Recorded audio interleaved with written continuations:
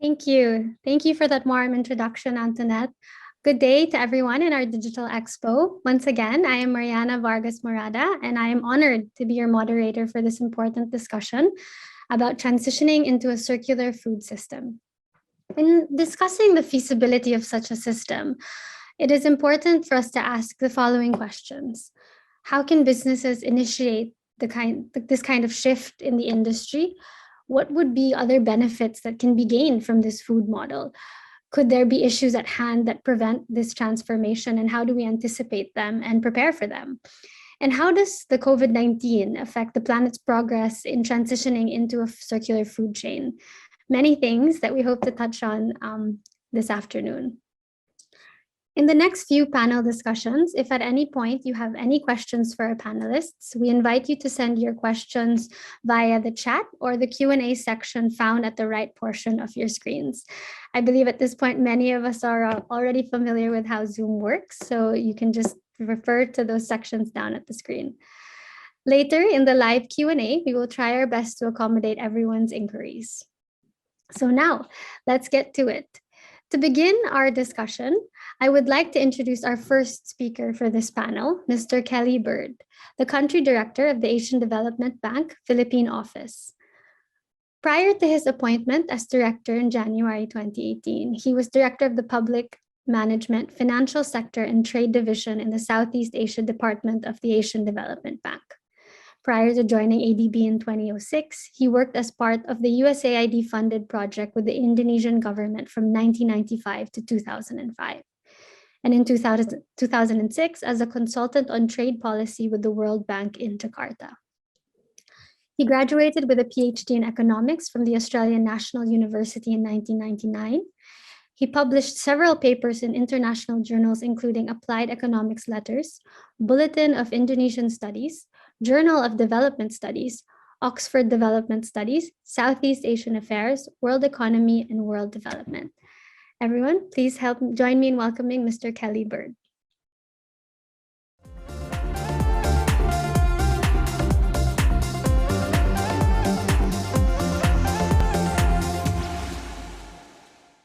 Good afternoon. My remarks today on the road to circular food will be taken from a climate change and conservation lens and how ADB is supporting the Philippines. Circular food is one element in a toolkit for addressing climate change and environmental degradation, and also providing huge opportunities for investments. The Asian Development Bank's Philippines Country Partnership Strategy 2018 to 2023 has three strategic pillars: investing in infrastructure, promoting local economic development, and investing in Filipinos.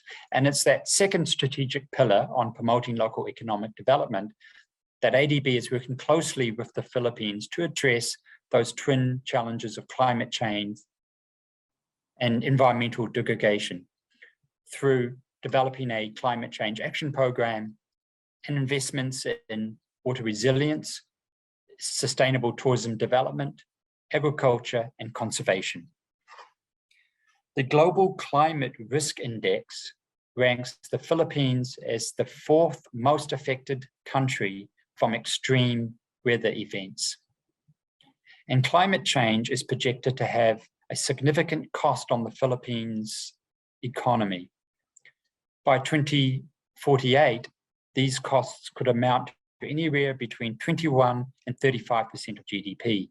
Climate change is also affecting income inequality, poverty, and also damaging the marine and terrestrial ecosystems. The Philippines government is addressing climate change through its reform program, and it started this with its nationally determined contribution submitted to COP26 last year. And under this plan, the Philippines has a program for adaptation and mitigation, and it aims to reduce CO2 emissions by 75% against its business as usual baseline.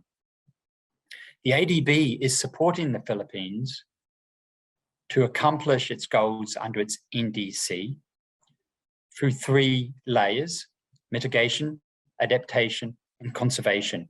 Under mitigation, ADB is working closely with the Philippines to invest in mass public transportation to support a low carbon economy. We're investing in adaptation, and these include financing investments in flood protection in 6 river basins across the country, a Mindanao irrigation project, and environmentally sustainable tourism. Under conservation of terrestrial and marine areas, ADB is providing the Philippines with technical assistance on plastic pollutions and achieving clean oceans, sustainable food and nutrition, protecting and investing Philippines' natural capital, including the combat against illegal wildlife. Thank you.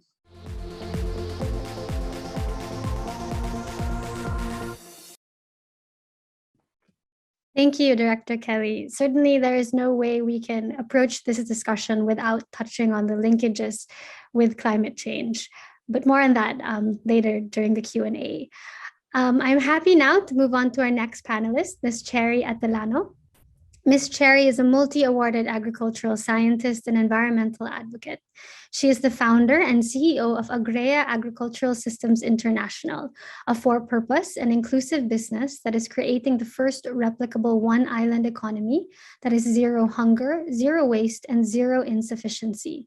She is also a partner of a Singapore impact investment company, Tael Impact Fund, that invests in impactful agribusinesses in Southeast Asia.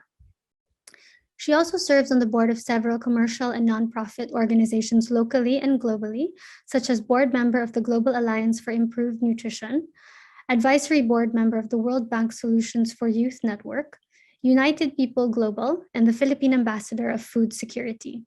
She finished her executive education in sustainable food systems and systems thinking in Wageningen, I hope I said that right, University, Netherlands, and executive education on sustainable leadership in Stanford University. Everyone, let us all welcome Ms. Cherrie Atellano.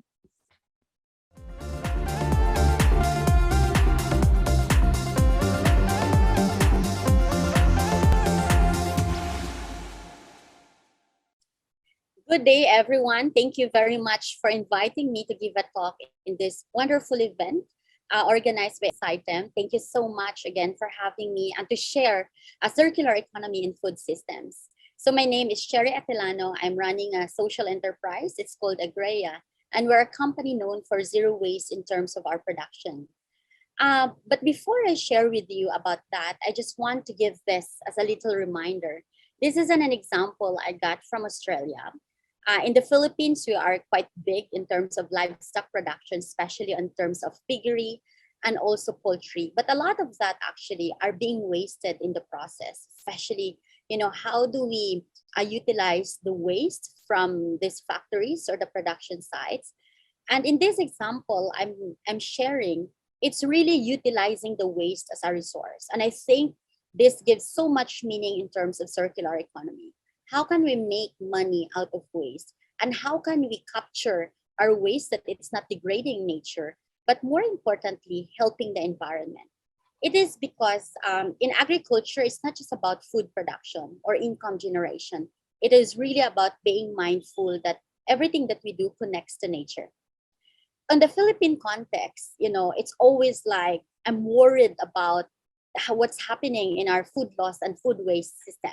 So I'll educate you a bit. A lot of us would always discuss about food loss and food waste.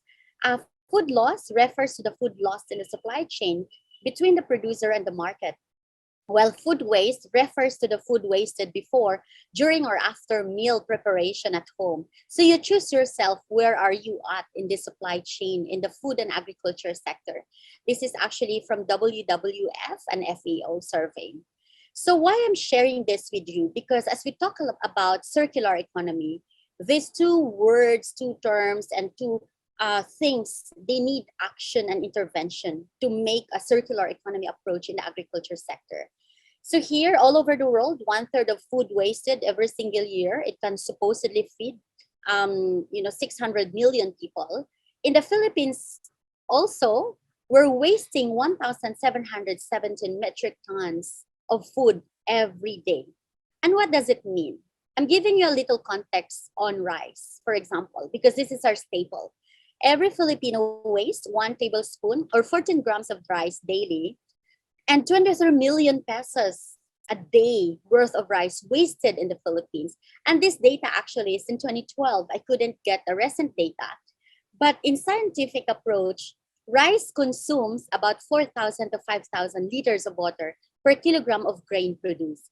So imagine in every kilogram of rice, we're wasting 4,000 to 5,000 liters of water. So there are so many things that we can do on addressing this. And for me, this is how, circular economy evolves. But how do we transition? What kind of support do we need, especially for the farmer side, the producer side, and also as the consumer sides and in between the supply chain? So there are some of the things I've been putting together. So sustainable agri-production that's focused on regenerative and support the farmers on composting and biodigester facility. Hopefully, we can manage that all waste of farms would go back to the soil and also go back to fuel whatever production needed in the farm. Post-harvest facility and cold storage together with efficient logistics systems. This is a very big problem in the Philippines. That's why a lot of the laws are actually shouldered by the farmers. And it's because, a lot of them are lost along the way. Farm to market road infrastructure, we don't have better infrastructure in this sense. Support local and farm to market initiatives. So we need to shorten the chain, because the longer the chain, the more it's difficult for us to transition to circular economy. Practice of zero waste and high value food processing, conversion of misfits, or they call it ugly fruits and vegetables, commodities to high value products. We need to learn how to process our products into jams, pickle, or other high value bottled contents. And lastly, establish market linkage, and it needs to be stronger. On the consumer side, to address the food waste, we really need to support our local farmers first and foremost so that we have a strong market. Food processing facilities must be required to have their own bio-waste management. Restaurants and food establishments must have a food digester to convert their waste into fertilizer. Establish a common facility for composting per town or city. This is such a big feat, but doable. Buffet offerings in most of the restaurants or hotel are mostly with the highest food losses. We need to create policy on this one. Make available serving of half pasta, like half rice. Chefs must champion the zero food waste and loss movement. And lastly, every citizen must be responsible of buying what is necessary and eat what you can, what we can. And to close my talk, it's really about adopting the 5 action track that the United Nations Food Systems actually implemented and launched last year. This is really about understanding how we work together in harmony with nature, how we produce together and feed the growing population, that we're not actually destroying our nature, but managing and really making sure that we're protecting it, but also making sure that we're addressing food security, gender inclusivity, sustainability, and climate resiliency. So thank you so much. I will answer some of your questions later on our roundtable discussion.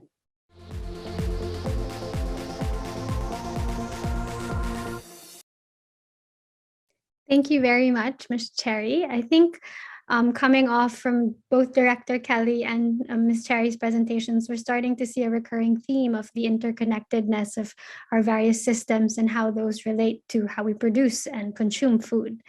But before we get to that, I'd like to introduce our third panelist for this afternoon. Our next speaker is Ms. Melo-Rijk.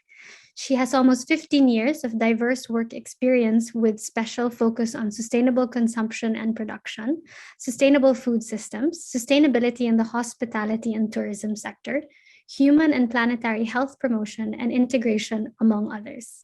She graduated cum laude with a BS Nutrition degree from the University of the Philippines, Los Baños. She is both a licensed environmental planner and a registered nutritionist dietitian with a master's degree in business administration. She has worked with various organizations ranging from academic institutions, private and healthcare organizations, national government agencies, and now with the World Wildlife Fund, one of the largest environmental conservation organizations in the world. After joining the WWF as a project manager for sustainable consumption and production project, she now leads an innovation project that helps promote food waste diversion away from the landfills known as SoilMate, an IT solution for food waste diversion through composting. Furthermore, she is also leading another project that caters on sustainable consumption and production involving fishing communities in Occidental Mindoro. Everyone, let us all welcome Ms. Melody Melo-Rijk.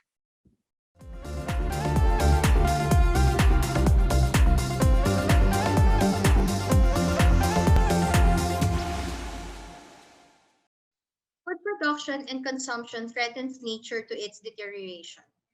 To produce food, we maximize the use of our resources such as land, water, and energy, and this results to biodiversity loss. Fish stocks are declining because of overfishing, and at the same time, we waste more than 1/3 of the food that we produce and all the natural resources that went to its production. And yet, ironically, nearly 700 million people go hungry every day. Unhealthy diets are also the biggest contributor to the prevalence of non-communicable diseases, and malnutrition is very rampant. We see that 1.9 billion people are considered overweight and obese. With that, WWF wants to see food systems which protect and conserve nature while providing everyone with nutritious food now and in the future. We are focused on three key outcomes by 2030. First, by improving production efficiency and restoring and reusing farmlands, we can keep our forests standing and reduce the impact on rivers and oceans, helping restore wildlife populations as well, and protecting the livelihoods of millions of people. Second, global food waste is halved and post-harvest loss is reduced. So by tackling food loss and waste, we can ensure that every calorie counts and making a real difference to climate change and protecting life here on our planet. And third, human and planetary health are aligned to have the global footprints of diets. By changing our consumption patterns and providing access to nutritious food for all, we tackle all forms of malnutrition. Here in WWF Philippines, we spearhead local solutions to help Filipinos produce more with less. For example, the Sustainable Farm to Table project set out to tackle poverty by solving the problem of food insecurity for the financially infirm. Since 2017, the project has reached out to more than 20 rural communities across the country. And with the help of our project partners, we were able to teach the basics of agriculture and help the beneficiaries develop agricultural business enterprises so that they may have income to stabilize their livelihoods. We also have a project that works on tuna, known as the Partnership Program Towards Tuna in Lagunoy Gulf and Mindoro Strait in 2011. Then the Sustainable Tuna Partnership builds on the achievements of that previous project, and this aims to give fishers a louder voice in the local government and improve their financial management and business skills. This also aims to reach out to casas, exporters, and retailers to empower our tuna fishers and give them a greater pull in the fishery supply chain. With the conclusion of the Sustainable Diner project last year, WWF Philippines also promotes sustainable consumption by lessening our food waste and contribute to the improvement of the implementation of sustainable consumption and production practices in the food service sector. This project engaged the government, food service businesses, and consumers in promoting sustainable dining practices in making the Philippines food service industry more environmentally friendly. On the other hand, our SoilMate project helps divert unavoidable organic waste from the landfills to reduce greenhouse gas emissions and build healthy soil by connecting our businesses and households here in Metro Manila to a composting subscription service through a mobile application known as SoilMate. Ipo Watershed is a vital link in the Angat Umiray Ipo Watershed system, which supplies to about 96% of Metro Manila water needs. The EPO project aims to develop a sustainable watershed management plan and form an effective management body for the micro watersheds. And lastly, the No Plastics in Nature initiative's goal is to stop the flow of plastics entering nature by 2030 through, number one, the elimination of unnecessary plastics, doubling its reuse, recycling, and recovery, and ensuring the remaining plastics are sourced responsibly. Our approach is to develop circular economy models and system solutions from materials used to ocean's health.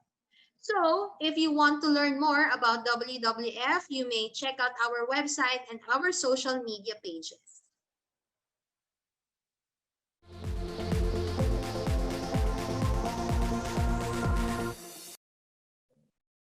Thank you, Miss Melody. No doubt we have a very enriching discussion up ahead of us, given the diversity of, as well as the esteemed panelists that we have this afternoon. So now that we have gathered insights from our panelists, let us now move on to a few pressing questions about how we can achieve seamless and effective solutions for food sustainability in the Philippines. So I'd like to start first. I'll open this up by directing this question first to Director Kelly, but I open it up to Cherrie and Melody as well. So with ADB, I'm very encouraged to see the support that it's giving towards fulfilling the Philippines fulfilling its NDCs. So the food industry is a huge source of emissions. There's a need for a new food system that is fit for the future, one that integrates agriculture, food production, nutrition, and food waste management. But in a country where being able to put food on the table is considered a luxury, how can we spark transformation towards a circular food system, and how do we get people on board? Thank you very much, Marina, and again, thank you for inviting me to participate in this very important conference. I'd like to start with, in terms of, as you mentioned, the food sector does create a lot of emissions, but from the perspective of ADB and working with the Philippines, we kind of see a more sequenced approach to addressing the climate change and reducing emissions. And clearly it starts with the energy sector, where somewhere around 50 to 60% of the power generation is coal-powered plants. And I think that's the first, and that's probably the first major cause of emissions in the Philippines. Although on a global perspective, the Philippines is not a major emitter. However, every country needs to work together to reduce emissions. And I think, transitioning from coal power to renewables is a first major step towards lowering CO2 emissions. Once you've done that and you work towards a longer term program of, shifting towards e-vehicles, then the Philippines has probably done a lot to lower its emissions, actually significantly. And, and if you've got an energy supply that's been driven by renewables, then that goes into the food sector and so on. So it really does feed throughout the production. From the perspective of the Philippines, there's clearly a lot that needs to be also done, in terms of conservation and also through adaptation, and particularly in protecting the water supply, the water reserves, and ensuring that irrigation, etc., is efficiently used, and that there's good, for example, good infrastructure for flood protection, so that water is not wasted and does not damage local communities. I'll leave it there. Okay, thank you very much for that, Director. It's certainly a lot of different moving parts that need to be addressed towards this transition. Cherrie, Melody, would you guys like to respond to that, or even respond to the question earlier? Who'll go first? Melody. Yeah, Cherrie, you go ahead. Oh, okay. Yeah. So I may add to that, right? Because a while ago it says that sustainable food is basically a luxury in the Philippines. And right now, I just checked our population, we're reaching 120 million people. And feeding this there's a struggle, right, of achieving food security and sustainability in terms of, for example, if you want to go into circular economy, because there must be a huge transition and funding should be needed for that one, especially that in the Philippines, most of subsidies in terms of farmers from fertilization and pesticides are all very synthetic for decades and decades. So it's so hard to transition the health of our soil and the health of our waters. And more than that, is to really educate our farmers to what are the sustainable practices in agriculture. And actually, if you sum up everything, the price of food is not cheap. We always demand for a cheaper price of food. That's why there's always like pumping of so much importation to make the price cheaper. But if you really compute the price of food is not cheap, we can call it affordable. But at the same time, we need to educate a lot of our consumers, right, on how to really support our local farmers. And another one is, of course, we have so much problems because most of our population, they cannot also afford to buy expensive food. So what we need to do to this transition is we need to rally our public sector to increase the budget in agriculture. As much as we say we need to do all kinds of intervention without money that fuels the transition, nothing will going to happen in big leaps. I mentioned our population, 120 million people. If you see the national funding of Philippine agriculture to the Department of Agriculture, it's only 1% or maximum 1.8% of our national budget. So in transitioning alone, it seems that there's not enough funding to make it happen. So we need to invite a lot of private sectors, so maybe present in this event right now, that addressing all of this, there's so much we can do. For example, in the supply chain, cold storage, and the post-harvest alone, right? We need to have refrigeration trucks. We need to have skill-based post-harvest and cold storage facilities to really help our farmers. And on the site level itself, we need to have a lot of non-governments or NGOs who are really doing consolidation, clustering, and forming of farmers into associations and cooperatives for us to reach economies of scale. So there's so much to be done, but the biggest question is who will fund this transition? Public sector should be challenged to fund this. Private sector should see this as a business opportunities that creates impact for people and planet. But more than that, to really, bettering our transition to a more circular economy. Okay. Yeah, Mariana, just to add to what Cherrie is saying, I totally agree with 2 points there. The first one is education. Based from the things that we have done in WWF, we always see the gap that people are not knowledgeable of what the connection of food system is to climate change or the climate crisis. So it's very difficult for you to influence someone if they do not know what it is or how the topic is really all about. So really education really broadens opportunities for us to have the fundamental shift to change our behaviors and current consumption patterns. Second is, I totally agree also on the financing mechanisms that must be in place for everybody to start transitioning, and most especially for the micro, small, medium social enterprises that cannot do this alone. So also for WWF, aside from the farmers, we are also developing groups for our fisher folks, the fishery sector, most especially on our tuna project that is running already for more than a decade. So clearly, these two should be hand in hand, together with a lot of policies, of course, that should be in place and should be implemented very well, because we have a lot of good laws, but the implementation would be the major problem why the impacts of these laws are not felt.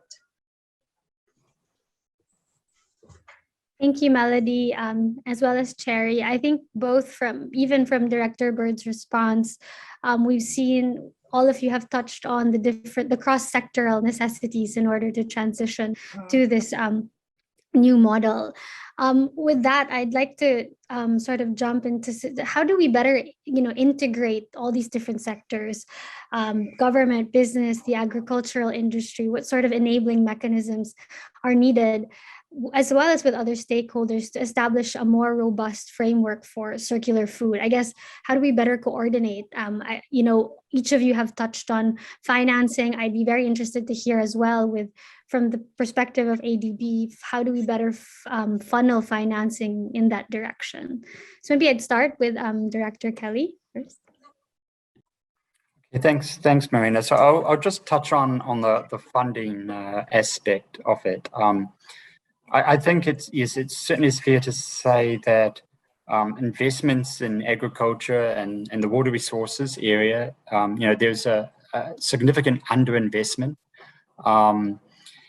I think there's, and part of it is to do with finance, but there's many other reasons as well. So we've got to look at a combination of institutions, policy, and financing to help address some of those issues that could help lay the foundations for circular food industry to grow. And there's a whole list, and I won't go through them, but I'll just talk about a couple. And one is, of course, going back to the water sector. The water sector is critically important because it provides drinking water for populations, it provides water to agriculture, it provides water to industry. I think there are weak institutional linkages in the water sector. My understanding is something like over 30 different agencies that are involved in different aspects of water. That creates some big challenges in coordination of policy and investments and in planning. I know that Congress was deliberating on a bill to establish a Department of Water, which would help to improve that coordination. And I think that's probably a very important step towards improving, strengthening the institutions. I think once you've done that, you've got better coordinated planning and policy. And that should help in terms of investments in irrigation, in flood protection, for example, which would be critically important for the agriculture sector. In terms of financing, there's a country always has to look for an optimal mix of financing, and it's public. It can be ODA with public. But private sector has to play the major role in financing. So there are different roles for public sector and the private sector. I think the public sector with ODA helps to lay down some critical core infrastructure, such as, say, floods protection, irrigation, whereas the private sector and the public sector can also help in funding research, R&D in the sector as well, and I think that'd be critically important. But it's really the private sector would like to see, investments in agriculture, etc. On the ADB side, we are preparing 3 projects in terms of in the agriculture sector, where we're working closely with the government on developing, as I mentioned before, a floods protection project, which would help to build infrastructure, both physical and nature-based infrastructure, for 6 river basins around the country. And that project is still under preparation with the Department of Public Works and Highways. We're also looking at developing a Mindanao irrigation project that would be designed to help improve and rehabilitate some smaller and medium-sized irrigation schemes in Mindanao. So that's really about improving efficiency of water. And we're also are looking at preparing an agribusiness project in Mindanao as well that would look from farm to table in terms of the value chain. So our role there is to provide public financing, but we do have to work very closely with the private sector as well. I'll leave it there. Thank you very much, Director Kelly. Cherrie, would you like to jump in on that as well? I'm happy to jump in. I was the one who opened up funding, right? Because I think, of course, I'm a Philippine ambassador for food security, and this is always what I'm fighting over meetings. we're always talking a lot of change to happen in our country, but there's not much money fueling into it. Another one, actually, I was checking also some questions. This is also in tying up on who will implement this and how do we implement this.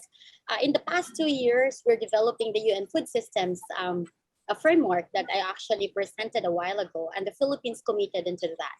And we also have a Philippine roadmap on food security, which is under the Department of Agriculture. And there's a question there that, it was under the IATF on zero hunger. And right now, we don't know if it still be there or it will be dissolved after the pandemic.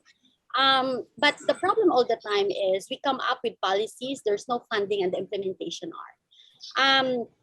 I will bravely, share this with you because I think it's not only the Department of Agriculture that will tackle the problem, because it also goes to the Department of Health.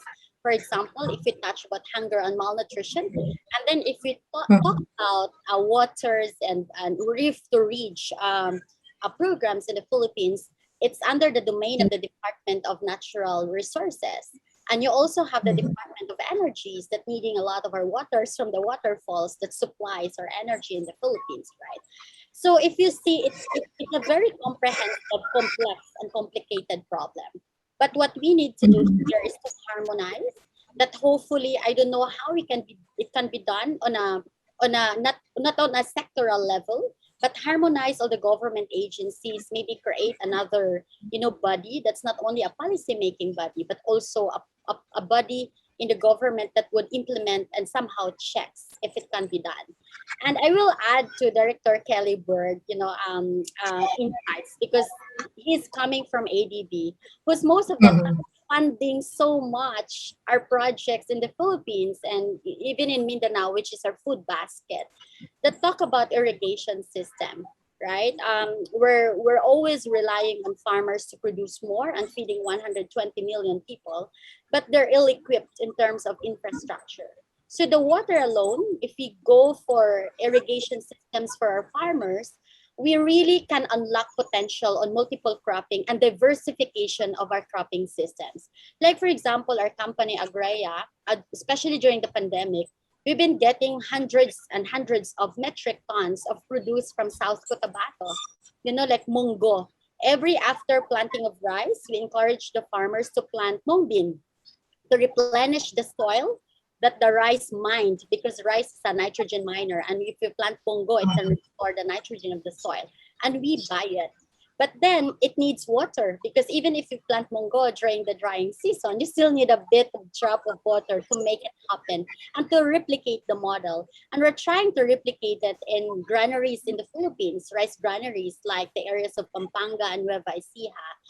And, but in making it happen, I think we need to understand that there are trade-offs, trade-offs on what the development fund can get and what also the government is, ambitious enough to deliver, and how the private sector can have a game in the process, how they can leverage in terms of supplying the consumers, but at the same time, how our bigger consumers in the Philippines and distributors would really see that helping our local farmers, developing our local economy can save us and bring us to circular, economy that we're talking about.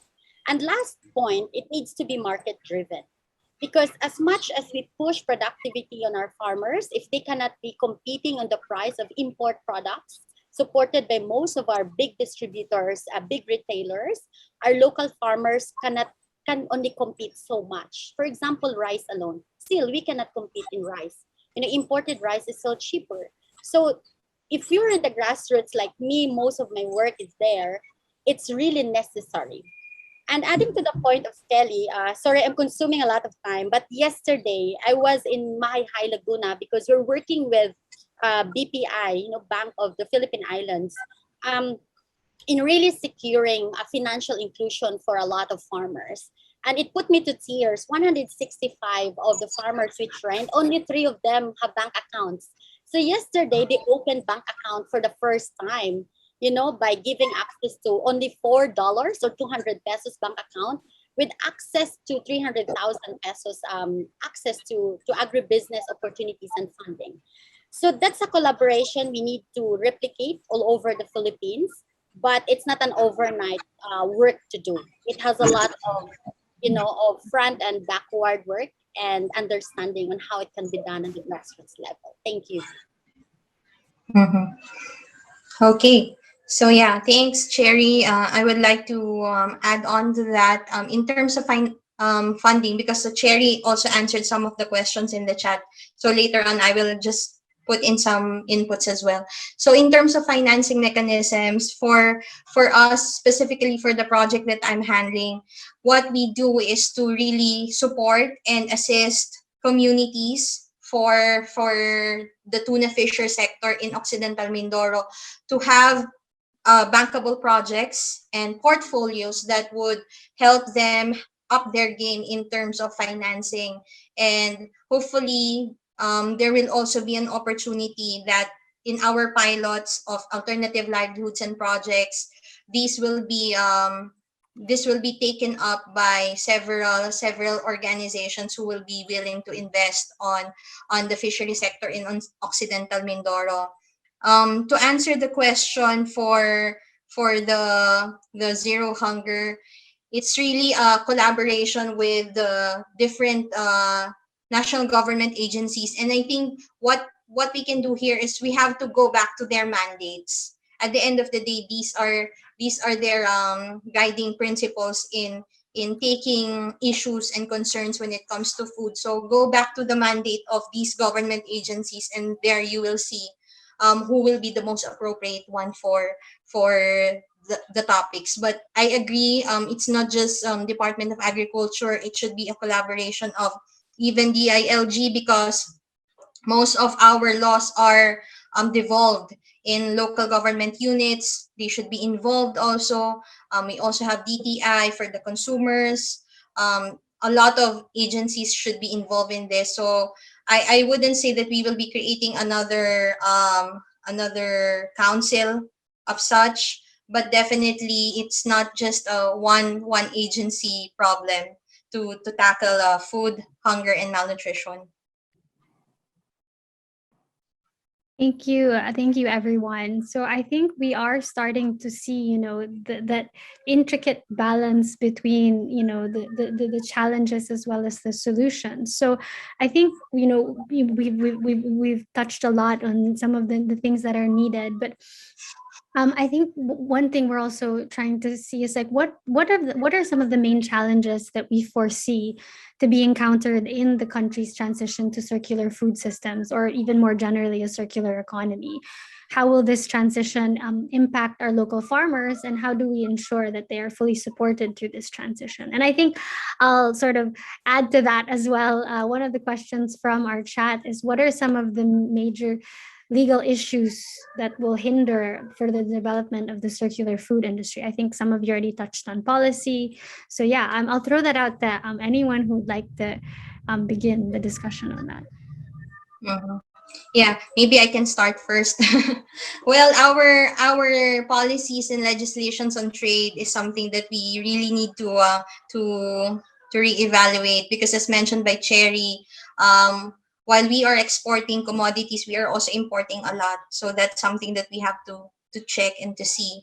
Second, as I mentioned a while ago, we have good laws, but it's really more of the implementation and more, I may say, in terms of fines and fees. Sometimes I see that there are laws that would have very lenient fines coming from our studies on the different laws. So those are the things that we see in terms of ensuring food security and also preserving our environment for the present and future generations. So those are the two things that I always see, because there's no point in replicating laws. We can just polish them, and we can amend them if necessary. So those are the things that I would add to those challenges. I think I can go, Mariana. This is also an opportunity, but at the same time challenge.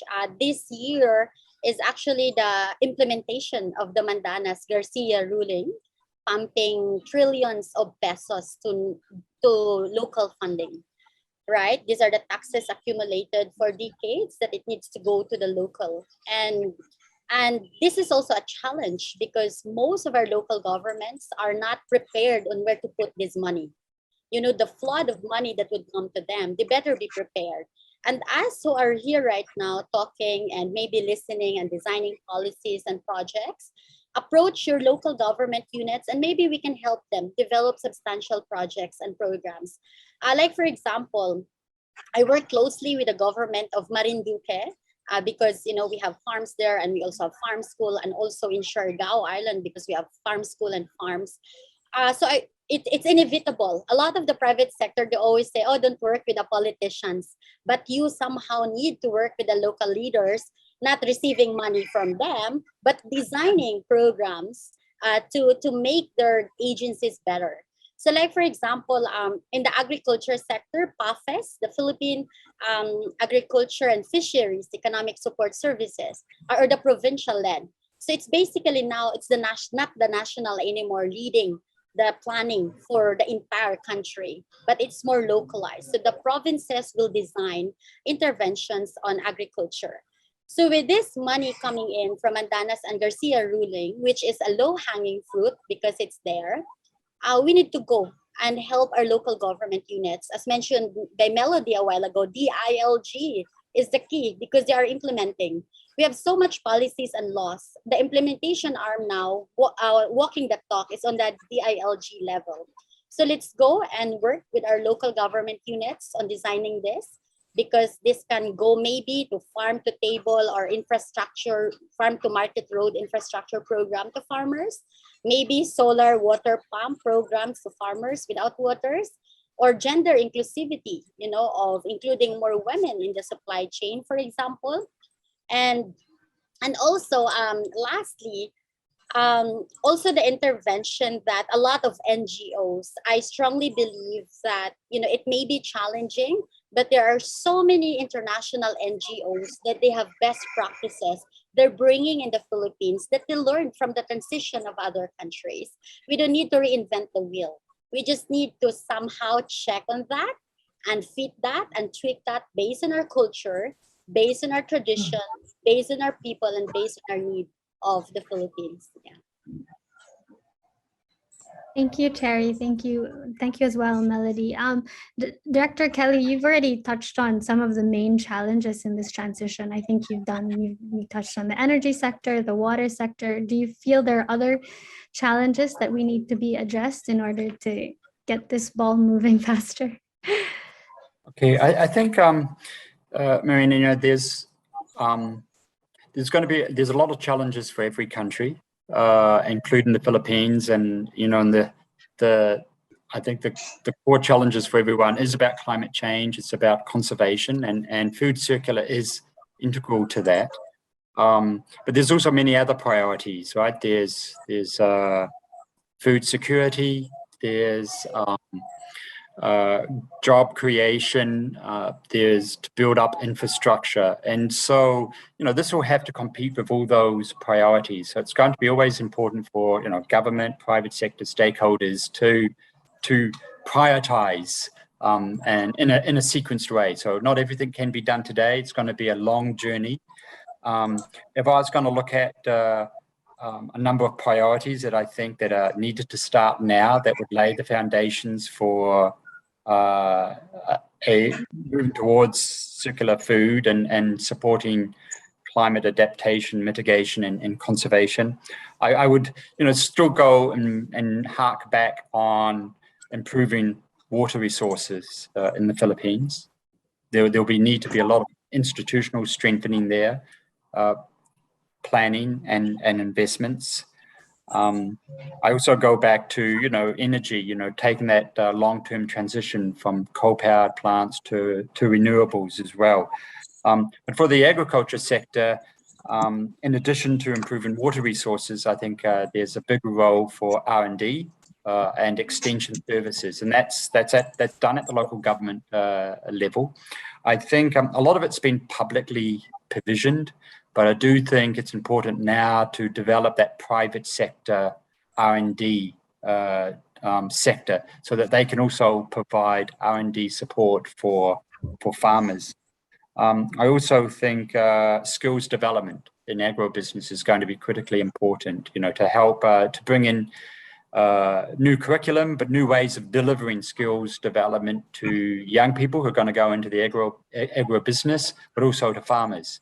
And so I do think that we have to think about that as well. So it really is about extension services, R&D, skills development, and water resources would be the three priorities that I would identify as something that should be worked on now.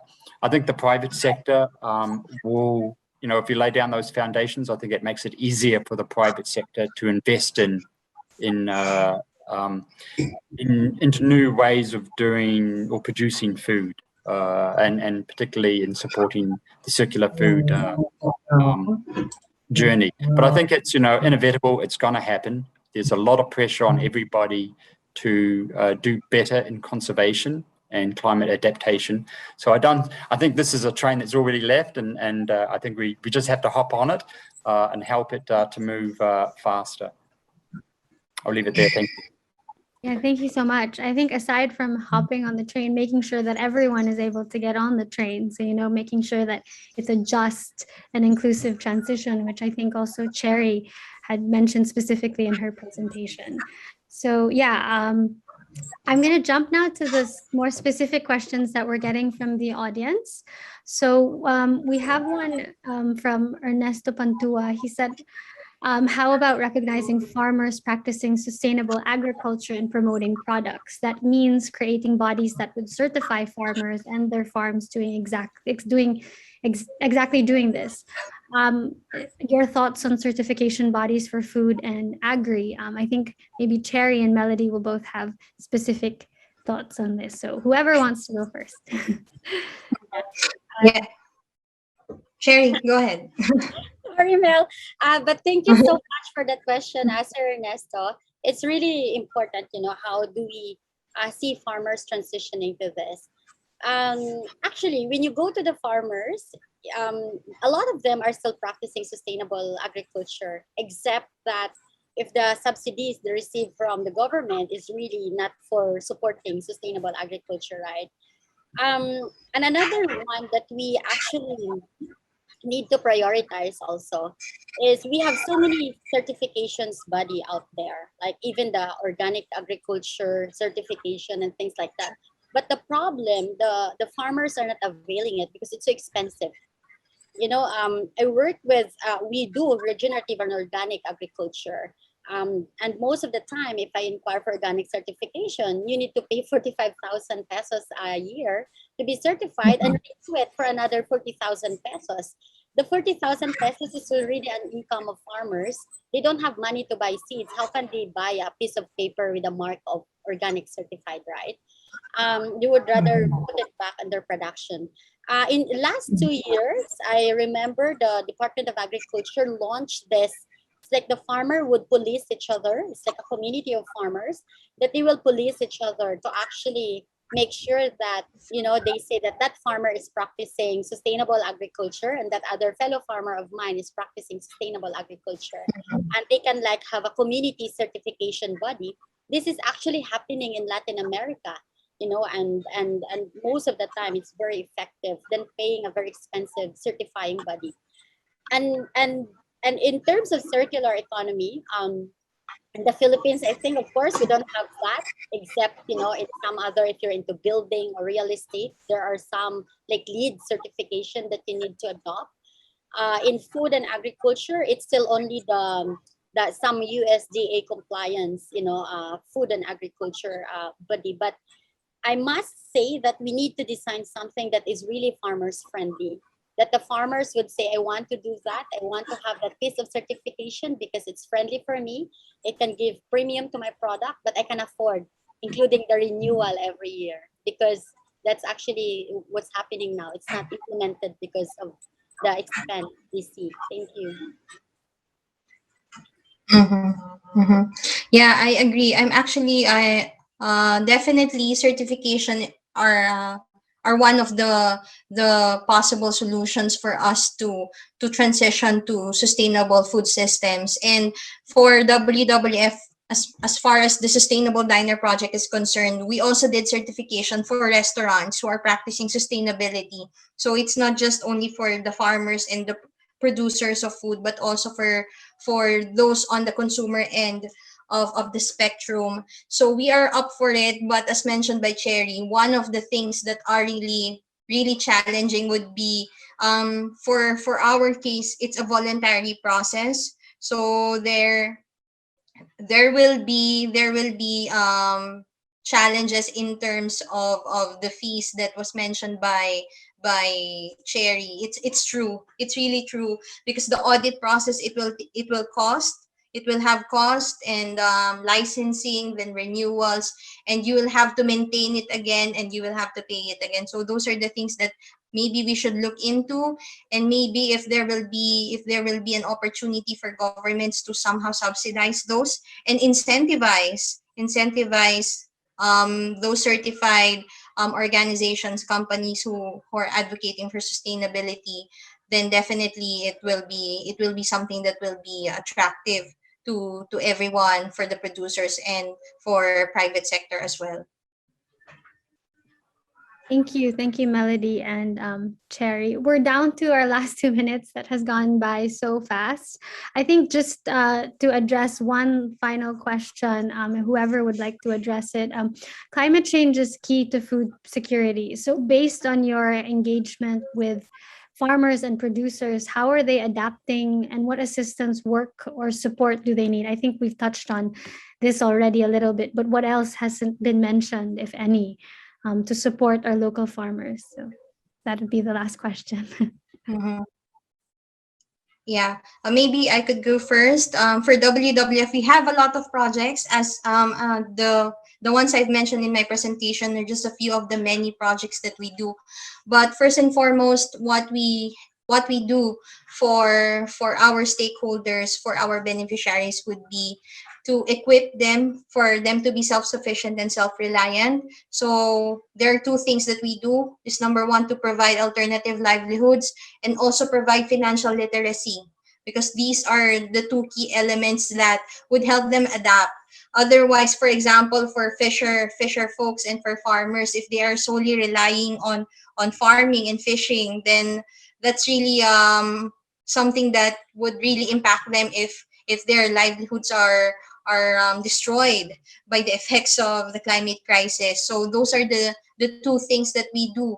And at the same time, we also provide scientific evidences that would help them also, like for example, in terms of planting, in terms of fishing, and how to maintain fish stocks. So those are the things that we do for an NGO like us, for an organization that has been tackling several problems of the Philippines and providing really localized and tailor-fit solutions for their needs. Definitely, there is no solution for everything, but at least we are preventing them for the future, future effects of climate change, or lessening the effects of climate change to their livelihoods and to their families. Thank you, Melody. I wish we really had more time to go into that further, but unfortunately we've hit the end of this panel discussion. Once again, I would like to thank Director Kelly, Cherrie, and Melody for making the time and providing all these insightful points. Indeed, industries are now responding to the drastic demand for sustainability, with businesses, including those in the food sector, changing business models to stay competitive in this lifestyle change. It is then imperative to adopt practices that increase resource productivity and implement efficient management systems to optimize resource utilization for business operations in improving their processes related to quality, environment, and energy, among others.